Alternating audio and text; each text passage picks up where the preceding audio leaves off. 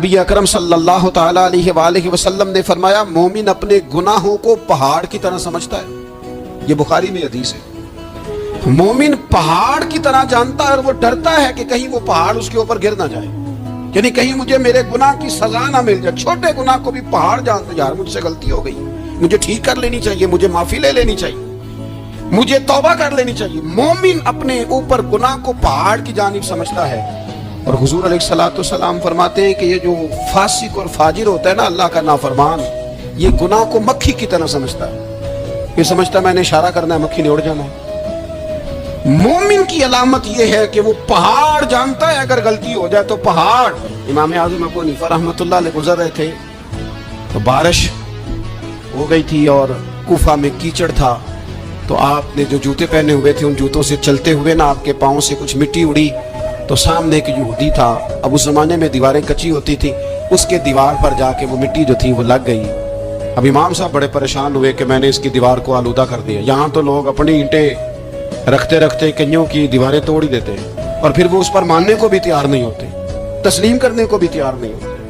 وہ کہتے ہیں پھر کیا ہو گیا، اب ہمارا یہاں گھر ہے تو ہم نے ٹرالی منگوانی نہیں تھی، ہمارا حق بنتا تھا. امام صاحب کے پیروں سے ذرا کیچڑ اڑا، یہودی کی دیوار پہ لگا، اس کی کچی دیوار تھی. امام صاحب پریشان ہو گئے، سوچنے لگے کہ اگر میں دیوار سے یہ کیچڑ اتارتا نہیں تو یہ بھی زیادتی ہے، میں نے اس کی دیوار کو گدلا کر دیا، اور اگر میں اتارتا ہوں تو کچھ مٹی اس کی دیوار کی بھی اتر جائے گی، کچی دیوار ہے، یہ بھی زیادتی ہے. مومن گناہ کو پہاڑ کی طرح سمجھتا کہ کہیں گر نہ جائے، اس کی بھی کہیں سزا نہ مل جائے. امام صاحب نے اس کے دروازے پہ دستک دی، وہ باہر آیا تو اتفاق سے وہ آپ کا مقروض بھی تھا، اس نے پیسے دینے. باہر نکلتے ہی کہنے لگا اوہ آپ تو قرض لینے آ گئے، میرے پاس تو بھی گنجائش نہیں ادا کرنے کی. تو امام صاحب کہنے لگے تو قرض چھوڑ، وہ میں نے معاف کیا، میرے سے ایک غلطی ہو گئی ہے. میں آ رہا تھا، لکڑی کے جوتے اس زمانے میں کھڑاؤں لوگوں نے پہنے ہوتے تھے، کہا وہ میرے پیروں سے ذرا کیچڑ اڑا ہے، تیری دیوار پہ لگ گیا ہے. اب میں بڑی دیر سے کھڑا سوچ رہا ہوں کہ اگر میں تیری دیوار صاف نہ کروں تو میں نے یہ میلی کر دی، گدلی کر دی، یہ بھی بات درست نہیں ہے، زیادتی. اور اگر میں اسے صاف کرتا ہوں کچی دیوار سے کچھ مٹی اتر جائے گی تو یہ بھی زیادتی ہے. اب تو بتا میں کیا کروں. تو بے موسمہ پھل تھا نا یہ، تو بے موسمہ پھل دیکھ کے بندہ حیران ہو جاتا ہے. جو باتیں روٹین میں نہ ہو رہی ہوں وہ ذرا انوکھی لگتی ہے، بندہ حیران ہو گیا. غور سے امام صاحب کا چہرہ دیکھنے لگا، غور سے چہرہ دیکھنے لگا.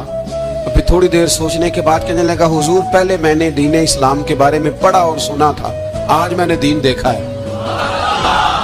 پہلے میں نے سنا تھا کہ دین اسلام اس طرح کا ہے، آج میں نے دین ہے. کہنے لگا حضور پہلے میں نے دین سنا تھا، آج دیکھا ہے. آپ وہ مٹی کی دیوار پر جو کیچڑ لگ گیا ہے، دیوار کو بعد میں صاف کیجئے گا، پہلے کلمہ پڑھائیں تاکہ میرے اندر کا کفر صاف ہو جائے. مجھے مسلمان